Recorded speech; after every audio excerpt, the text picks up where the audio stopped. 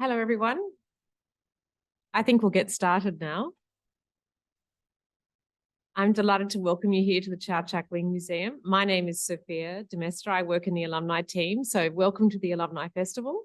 Thank you very much. And I look forward to seeing you all here for our lecture with Dr. Sanné Mestrom, and we will be also walking up to see her sculpture work as well.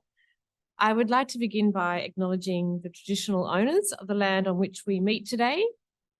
I would also like to pay my respects to elders past and present. Dr. Sanné Mestrom is Senior Lecturer, Visual Arts, Sydney College of the Arts. And in her work, she explores the integration of inclusivity and interactivity of art in public spaces and urban design. The focus is on merging sculpture and the body to scrutinize art's role in shaping contemporary interpretations of play in physical, experimental, and sociological contexts of place. Creating forms that respond to the built environment softens the separation of art and everyday life. It is through its softness that play has the potential to open to a space to escape certain logics, and denying logic is in itself a subversive and therefore political act. Her works are in the national collections all around Australia, including the Art Gallery of New South Wales, Museum of Contemporary Art in Sydney, and the National Gallery of Australia in Canberra. She is currently working on a research fellowship funded by the Australian Research Council for her 4-year project titled Art, Play and Risk. And I'd like you all to welcome Sanné Mestrom. Thank you very much. Hi, everyone. Thanks so much for coming here. I am going to be chatting for about 20 minutes, and then we're actually going to go for a walk for those of you that want to join us to see the sculpture, which is just about 3 minutes walk in that direction. So I want to start talking about playable sculpture by my introduction to the concept of playable sculpture, which is to say that it was a happy accident. I was commissioned some years ago in 2014 by Monash University to create a sculpture for their courtyard, the Ian Potter Sculpture Court. And they gave me $30,000 and they said, do whatever you want, you know, anything. Here you go, here's some money, here's some space, go for it. And I made these, I made the series of enormous concrete totemic women that sort of sprawled across the courtyard and in the gardens that were adjacent to the courtyard. And they were water fountains. So they were these mothers, you know, these fecund mothers that were nurturing the ground that they were on. And on the opening of this event, the launch of this event where there were hundreds of people around, and before we knew it, kids started running across these sculptures. That was not intended, that was not planned. And the people the invigilators, the gallery staff, quickly came up to me and they said, what are we going to do? You know, should we put signs up saying, don't touch the artwork? And I said, oh my goodness, no, this is the artwork. The work has just been born. It needs to be lived with in this way. What was fascinating to me is that something about the scale of these works, something about the forms, the curvature, something about the material, the concrete, invited children. They intuitively knew that they needed to play with this thing. Adults are always much more appropriate, let's say, and, you know, reluctant to engage. But the kids, I couldn't get them off this work. I wouldn't dare. It became their work. They took complete ownership over it. And I was fascinated in the language of sculpture. Like, what is it about some works that invite these responses, whereas other works are hands off? What are the cues that are actually being given to the public? Of course, everybody knows the mother form. So naturally, it's going to appeal to people on a primal level. But before I could, and this shows my studies when I was developing that work. These are the ceramics that I was testing out, different possible shapes, different postures, etc. And here I was testing out the scale before I developed the pieces. These are the gallery staff walking with me across the site to see how many pieces we should have in the court, whether they should be double the height or half the height, little maquettes. And here's some more kids playing across it.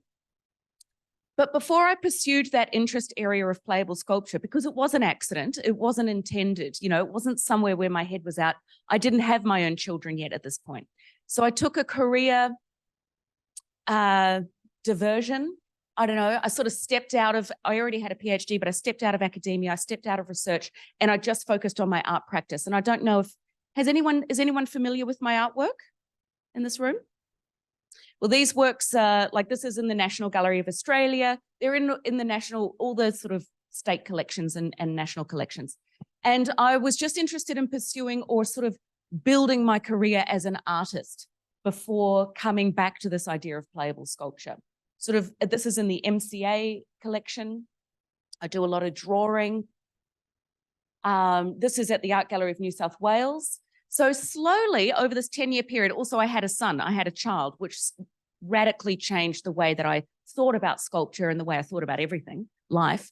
And slowly this idea of the performative body or the public came back into my work over this 10-year sort of diversion. So this is a work that was just acquired by the Art Gallery of New South Wales last year, I think it was, for the new museum. So if you go there to the new Art Gallery of New South Wales, you'll see this on, it's permanently there outside, downstairs. But what it is basically a reclining nude in that you can sit at, you can sit on, you can lay on her, you can put your cups of coffee on her. It's this really, I guess my intention is to make public art accessible, to enable the public to physically connect. It's not like we can just stand here and you know, hold it up in high regard and reverence. I want to bring sculpture down and into our lives. And that's what I am testing out in these works or experimenting with. So this is bronze and sculpture. And here are some more pieces that I created as part of that body of work. In this sense, as you can see, that's me on one of the bronze pieces. I, or the person, you know, the viewer becomes the sculpture. The sculpture is kind of the plinth for the self. So we become the artworks when we engage with these pieces. It's a sort of an inversion of our, what we expect art to be and to do. I finally made my way back into the research space as an academic. I was given an appointment here at the university. I lecture at the Sydney College of the Arts. And as soon as I got my position in 2019, I took the opportunity to do deep research, and I applied to the Australia Research Council and got a fellowship, which basically meant that I could finally properly research this idea of playable sculpture. In particular, what role can public art play in creating child-friendly cities? And of course, by now I was a mum, and I was a mum in the city. I was living in the city of Melbourne before I came up here. And I learned very quickly that the city is child blind. It doesn't accommodate young families. It doesn't accommodate children. It doesn't accommodate mothers, and it doesn't accommodate grandparents. So I was fascinated in, you know, how is this even possible? We want more and more young families and seniors moving into our cities for urban density, and yet we're not actually giving them the support they need to thrive. So I embarked on this research project, and a big part of this research project is this playable sculpture, and this is the piece that we're going to walk to shortly. I just want to play this little video. So this is a sort of a pilot study, this project.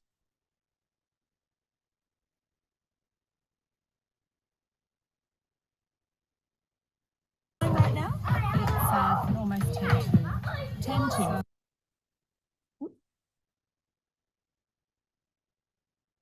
And what we're seeing here is I did a 6-week research project where I built the sculpture with Stuart Patterson, who's a surfboard maker. So it's fiberglass.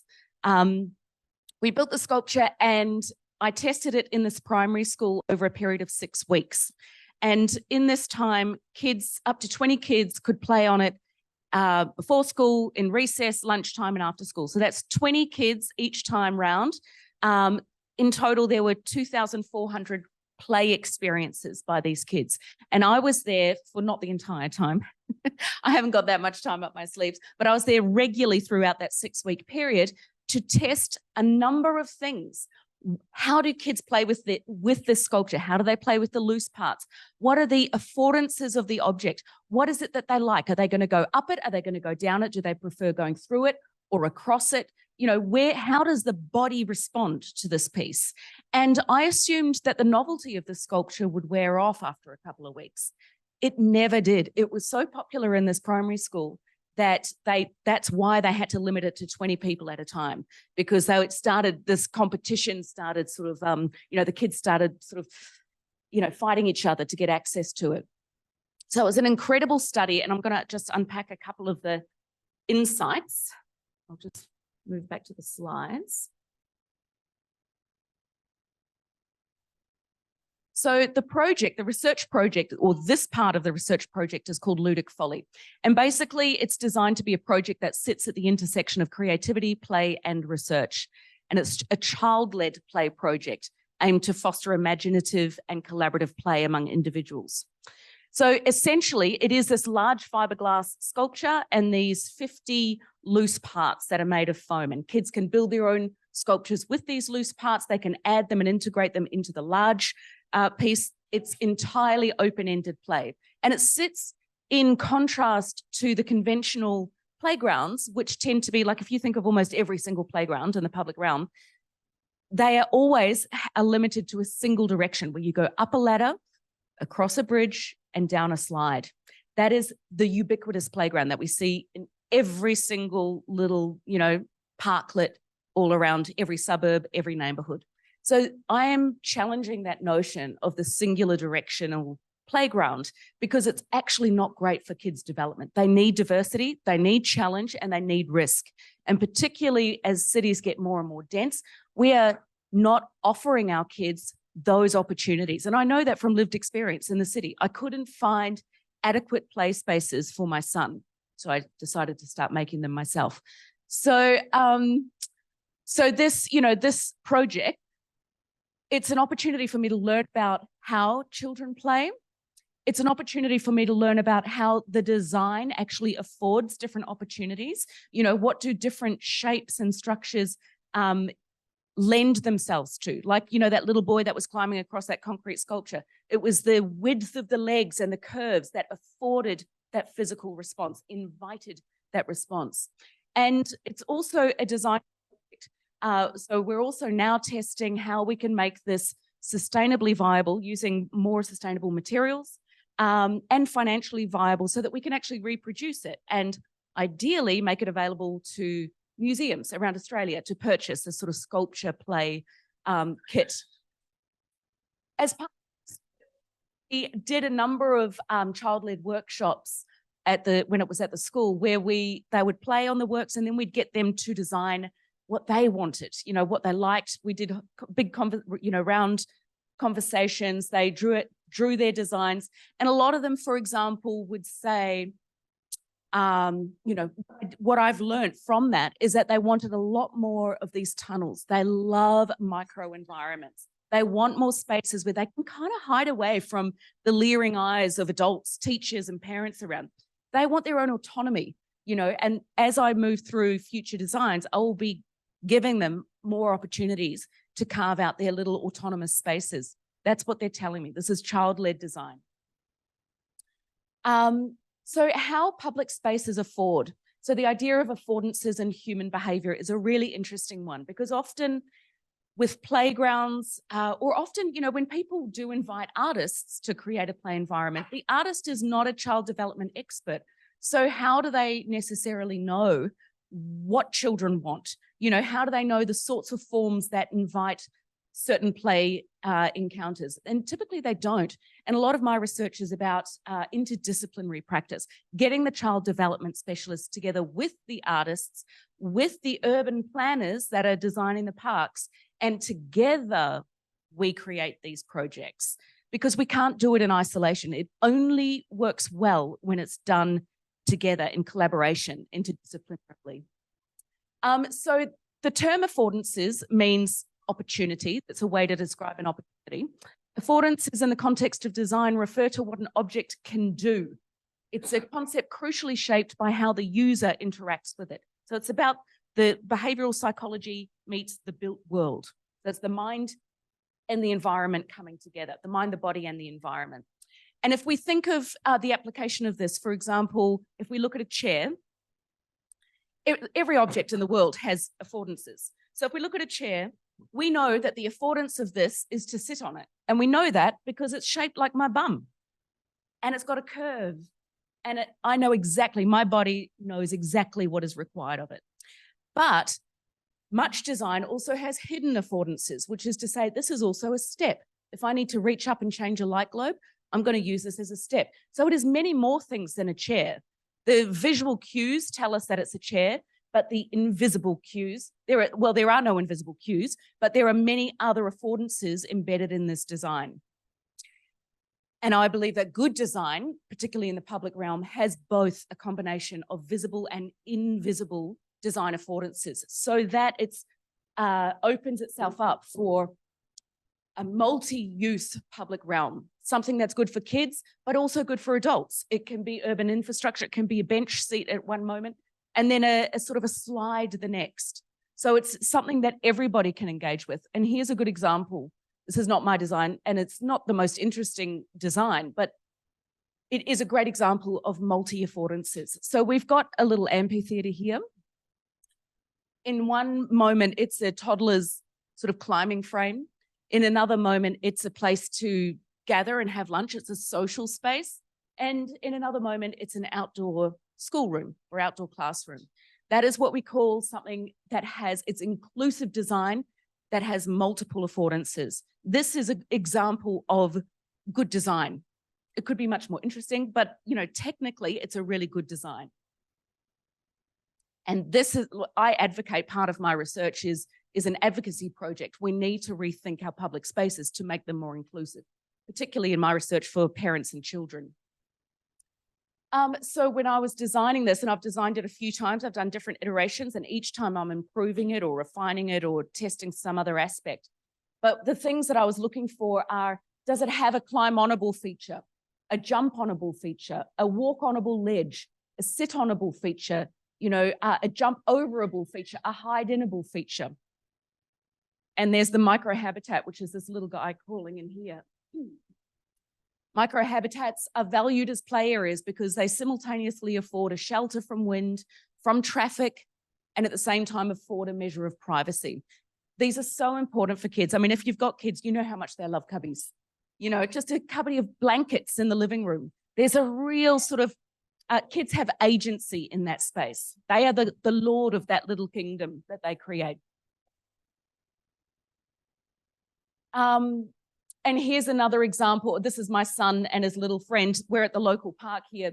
And interestingly, there is a playground there, but these guys, these boys, my son and his mate, all they ever want to do is go down this. So how children's behaviour in public spaces reveal unconscious demonstrations created, of freedom. and they do it again and again. They create initially they would go down just with a flat tartan, and then they realized, no, I was recently at a circus with my youngest son. More speed. I couldn't remember the last time I went really to a clever, circus. these kids. The stadium was packed with hundreds of people. To my 4-year-old and I sled, happened to be sitting in the front row. These guys do it in a day. After some incredible acrobatics, get more speed. I mean, it's just brilliant. They've got their little wings for aerodynamic speed. It's just marvelous. And this is, they're not interested in the up, across, and down. They want to discover and create their own play opportunities. And in good design or good urban design, if there are just enough cues, just enough affordances to lend themselves to this sort of interaction, then it opens up this plethora of opportunities for engagement and interaction and discovery. This was not designed to be a played upon slope. In fact, at the bottom of that hill, and I was trying to find a photo this morning, but couldn't, there's the toilet block. So they go skidding down the hill and almost crash into this really ugly toilet block. So it's not designed intentionally to be like this, and yet it has this marvelous plethora of play opportunities. So we would say technically that this slope affords a range of play behaviours: running down, sliding down, rolling down, clambering up, bouldering, and so on. And these play behaviours invite self-imposed boundaries of risk, creativity, challenge, pleasure, competition, and collaboration. So from one little dorky little slope, we've got this entire rich tapestry of action and activity going on. That's a lot of offerings for a little grassy knoll. When I was designing Ludic Folly, this is I don't know if you guys are familiar with Le Corbusier. He's a mid-century architect. And this is one of his very famous chairs. He was a painter and a furniture designer. It's the Le Corbusier chaise lounge. And it's the sort of iconic chaise lounge in the psychoanalyst's room in every movie. And I have one at home. It's a replica, not an original. They did like $50,000, the originals. But I used that exact form to create this part of the Ludic Folly shape. And you don't need to tell kids what to do with it. They know exactly what the affordances of that shape are. It just holds the body. And it's gone through, God knows, decades of engineering. Of course it does, like it's this shape looks like just a casual curve, but it echoes the spine. It's been refined and refined by Le Corbusier and all the hundreds of designers that have followed him. But you don't need to tell a 6-year-old. They don't care about the modernist history. They just know intuitively how to respond to that. What happens when we don't design with multiple affordances? What if we're not designing inclusively? If we're not taking care of our families, our children, our seniors, if we design them out of the city? Because I left the city, I took my son and we moved up to the mountains because it couldn't accommodate us, our energy, our needs, there just wasn't enough going on. Hostile architecture. Every city has a degree of hostile architecture that is designed to exclude communities, such as, in this case, homelessness. It's heartbreaking. It's a horrendous image.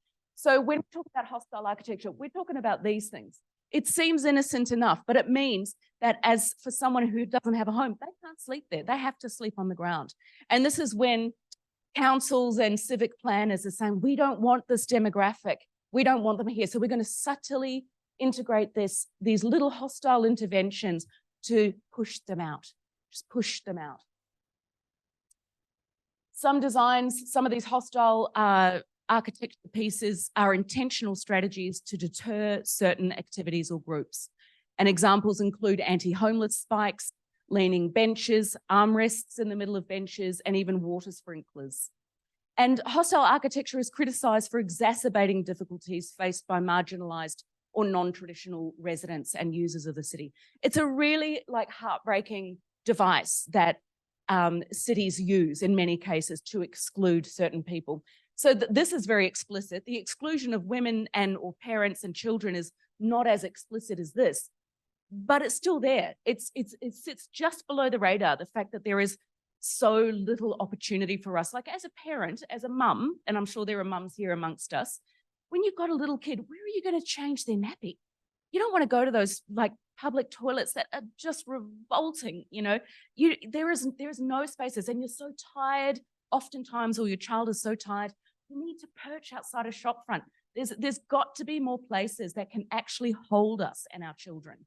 There's got to be, easier ways to get on and off public transport. It is so hard to maneuver efficiently through a city and just to rest. I remember when I was pregnant in the city of Melbourne, I was walking around, this big valley, and there was nowhere that I just needed to lift my swollen feet up. And I found a grubby little, grassy spot where I could, just sort of take 5 minutes, but I couldn't find anything that was more generous to my body and my condition. And this is a clever art project by artist Sarah Ross, who does this sort of subversive, tongue-in-cheek, but also very poignant work about specifically designed to prohibit people. So she's critiquing hostile architecture. She's saying these cities are so exclusive that I'm going to create this set of outfits that mean that I can rest anywhere. Stuff you and your hostile designs. So the significance of the research.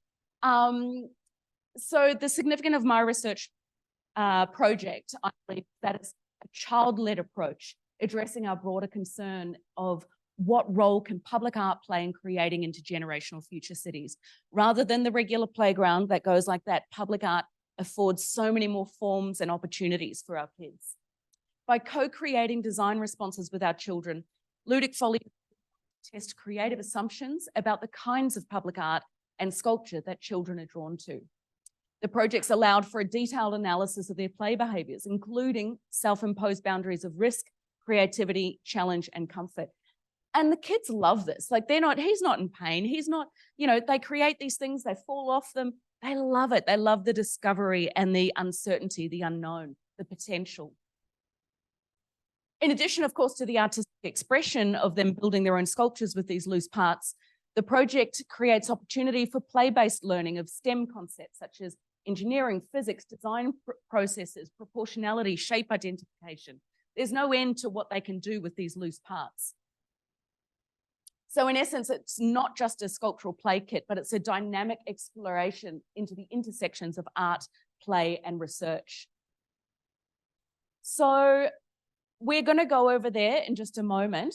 I want to emphasize here that it's actually the next step, the next iteration is a collaboration with the Nano Centre here on the university, and SHARC, which is the Social Sciences Research Centre. And together we're going to try and develop a material that is actually sustainable, more environmentally sustainable, and also financially viable to recreate this so that we can reproduce it and multiply it more efficiently. And because it's fiberglass, etc., we want to be able to use, for example, a fungus, like a hard-wearing fungal material. So the Nano Centre is at the cutting edge of all sorts of material discoveries and breakthroughs all the time. So we're in the process of exploring, or we're about to start exploring new methods and technologies. This is the work we're going to see. I'll show a couple of extra slides. So while this work is temporary on the lawn, I also do permanent work. So it's led into an entire practice where I create these for councils. So these are out of concrete, for example. This is in Lake Macquarie. Obviously, yeah, they're multi-ton projects, so they're engineered. This is for those that like a fabrication. I love it. This is how they're made. So inside these concrete sculptures, there's a intricately welded steel cage or steel frame. And yeah, you can see how large these works are and the space that they take up. Here's kids playing with it. These are works that are currently in development. So this is in the city of Melbourne at a train station, the Preston train station. And this will be on the Docklands in Melbourne as well, this piece. Huge, like these are massive, massive projects. And that's it. So who would like to come to the playground? Does anyone want to come for a walk? Cool.